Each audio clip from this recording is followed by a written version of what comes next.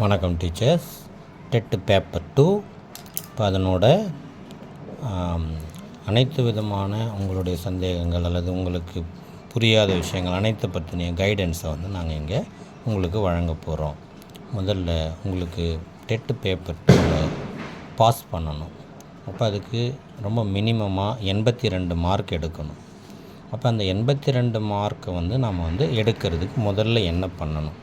அடிப்படையாக மொத்தமாக நமக்கு என்னென்ன பார்ட் இருக்குது? 2 விதமான பேப்பர் 2 இருக்குது. ஒன்று சைக்காலஜி, தமிழ், இங்கிலீஷ் அனைவருக்கும் சமமானது. ஆப்ஷனலாக சயின்ஸ் அண்டு மேக்ஸ் ஒரு பார்ட்டும், சோஷியல் ஒரு பார்ட்டும். அப்போ ஆக மொத்தம் எல்லாத்துலேயும் சேர்ந்து நாம் எடுக்க வேண்டிய மதிப்பெண்கள் 82. அப்போ அந்த 82 மார்க் எடுக்கிறதுக்கு நமக்கு அடிப்படையாக எல்லாத்துலேயும் காமன் பேப்பர்ஸாக சைக்காலஜி, தமிழ், இங்கிலீஷ் இதில் 90 மதிப்பெண்கள் ஒரு சாப்டர். சைக்காலஜியில் 30 கொஷின் கேட்குறாங்க, தமிழில் 30 கொஷின், இங்கிலீஷில் 30 கொஷின். 90 கொஷினில் நம்ம 50% மார்க் கண்டிப்பாக ஸ்கோர் பண்ணணும். அப்போ மினிமம் 50 மதிப்பெண்ணாவது இதிலேருந்து நம்ம கண்டிப்பாக நம்ம செக்யூர் பண்ணி ஆகணும். அப்போ அதுக்கான என்னென்ன 1 by 1 நீங்கள் செய்யணும், அப்போ எந்தெந்த புக்கை நாம் படிக்கணும், என்ன அதுக்கான சஜஷன்ஸ், இது எல்லாத்தையும் நம்ம 1 by 1 சொல்ல போகிறோம். அப்போ அதுக்கான ஒரு அடிப்படையாக இப்போ நாம் மேக்ஸ் அண்டு சயின்ஸ் கண்டென்ட்டில் நம்ம 1 by 1 நம்ம வீடியோ பார்க்க போகிறோம். அப்போ முதல்ல நம்ம என்ன பார்த்துட்ருக்கோம் அப்படின்னு பார்த்தீங்கன்னா மேக்ஸ் கொஷின்ஸை நாம் சால்வ் பண்ண போகிறோம். அப்போ முதல்ல என்ன கொடுத்துருக்காங்க அப்படின்னு பார்த்தீங்கன்னா 95th கொஷின். 95th கொஷினில் என்ன இருக்குது, நமக்கு என்ன தேவைப்படுது பாருங்கள். 95th கொஷின் 12 π cm² மொத்த பரப்பு கொண்ட திண்ம அரைக்கோளத்தின் வலைபரப்பை காண்க. இப்போ இதுதான் நமக்கான கொஷின். அப்போ முதல்ல நமக்கு என்னென்ன தெரியணும் அப்படி ஸ்டெப் பை ஸ்டெப். முதல்ல கொடுத்துருக்கிற கிவனை நாம் தெளிவாக படிக்கணும். மொத்த பரப்பு, total surface area of the hemisphere. அப்போ டிஎஸ்ஏ நமக்கு தெரியணும். டிஎஸ்ஏ என்ன மதிப்பு கொடுத்துருக்காங்க? 12 π. அப்போ டிஎஸ்ஏ ஆஃப் எமிஸ்பியர் இது என்னன்னு சொல்கிறோம்? எமிஸ்பியர். அப்போ எமிஸ்பியர்னால் என்ன? அரைக்கோளம்.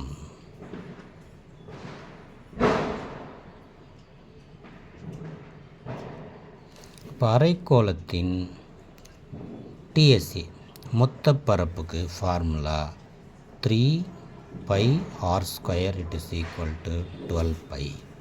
அப்போ அதிலேருந்து நம்ம என்ன கண்டுபிடிக்கிறோம்? πr² it is equal to 12 π / 3. அப்போ சிம்பிளிஃபை பண்ணால் πr²க்கு வேல்யூ நமக்கு 4 π. πr²க்கு என்ன வேல்யூ? 4 π². நமக்கு இப்போ என்ன தேவை? அரைக்கோளத்தின் வலைபரப்பு. அப்போ எல்எஸ்ஏ நமக்கு தேவை. அப்போ எல்எஸ்ஏனா என்ன? வலைபரப்பு. வலைபரப்புக்கு என்ன ஃபார்முலா? 2 πr². அப்போ ஆல்ரெடி πr²க்கு என்ன மதிப்பு இருக்குது? 4 π இருக்குது. அப்போ 2 × 4 π மல்டிபிள் பண்ணால் 8 π cm². இது தாங்க இங்கே ஆன்சர். கொஷின் பேப்பரில் எங்கே இருக்குது பாருங்கள், A option. 8 π cm² is the answer. இது தாங்க இந்த கொஷினுக்கான ஒரு தெளிவான விளக்கம். அதுக்குண்டான அந்த ஆன்சரும் நம்ம கொடுத்துருக்கோம். அடுத்து நெக்ஸ்ட் கொஷின் பாருங்கள். இது 95th கொஷின். அடுத்து பாருங்கள் 96th கொஷின். அப்போ 96th கொஷின் என்ன கொடுத்துருக்காங்க? 3,3/2, 1/2, 1/8, 40 என்ற தொடரின் அடுத்த உறுப்பு நெக்ஸ்ட் டேர்ம் கேட்குறாங்க. என்ன கண்டுபிடிக்கணும்? ஃபைண்ட் நெக்ஸ்ட் டேர்ம் கண்டுபிடிக்கணும். அப்போ நெக்ஸ்ட் டேர்ம் கண்டுபிடிக்கணும் நம்ம என்ன பண்ணணும் பாருங்கள். அப்போ கொடுத்துருக்கிற ப்ரிசீடிங் ஸ்ட்ரக்சர் என்ன? 3, 3/2, 1/2, 1/8, 1/40, எக்ஸெட்ரா. இப்போ இந்த ப்ரொசீடிங் ஸ்ட்ரக்சர் இதனோட தொடர்ச்சி எப்படி நமக்கு மாறிக்கிட்டே இருக்குதுன்னு நம்ம பார்க்குறோம். 3க்கும் 3/2க்கும் என்ன வித்தியாசம்? ஒரு 1/2ஆல் multiple. First term 3 into 1/2 multiple பண்ணால் எனக்கு செகண்ட் டேர்ம் 3/2 கிடச்சிருச்சு. இப்போ செகண்ட் டேர்ம் 3/2 இன்ட்டு அதாக கூட ஒரு 1/3 எனக்கு மல்டிபிள் பண்ணால் எனக்கு என்ன கிடைக்குது? 1/2 கிடைக்குது. தேர்ட் டேர்ம் கிடைக்குது. அப்போ அடுத்து 1/2 கூட எதை மல்டிபிள் பண்ணோம்? 1/4 மல்டிபிள் பண்ணால் எனக்கு 1/8 கிடைக்குது. ஃபோர்த்து டேர்ம் கிடைக்குது. சரி, நெக்ஸ்ட்டு 1/8 கூட 1/5 மல்டிபிள் பண்ணால் எனக்கு 1/40 கிடைக்குது. இது அதனோட ப்ரொசீடிங்காக நம்ம மல்டிபிள் பண்ணிட்டோம். அப்போ நெக்ஸ்ட்டு என்ன உங்களுக்கே தெரியும். இப்போ 1/40 கூட எதை மல்டிபிள் பண்ணணும் சொல்லுங்கள் பார்க்கலாம். உங்களுக்கு தெளிவாக தெரிஞ்சுது. அப்போ 1/2 மல்டிபிள் பண்ணோம், அடுத்து 1/3 மல்டிபிள், அடுத்து 1/4 மல்டிபிள், அடுத்து 1/5 மல்டிபிள் பண்ணியிருக்கோம், அடுத்து 1/6 மல்டிபிள் பண்ணால் 1/240 இஸ் தி ஆன்சர். அப்போ அந்த ஆன்சர் எங்கே இருக்குது பாருங்கள். C option 1/240 is the answer. இது 96th கொஷின். அடுத்து பாருங்கள் 97 வந்து சயின்ஸ் கொஷின். சயின்ஸ் கொஷின் பின்னாடி பார்க்கலாம். இப்போ 98 கொஷின். 98 கொஷின் என்ன இருக்குது? கீழ்கண்ட கோவைகள் முழு வர்க்கம் அல்ல. Which one of the following expression not a perfect square? எது முழு வர்க்கம் அல்ல அப்படி கேட்டிருக்காங்க.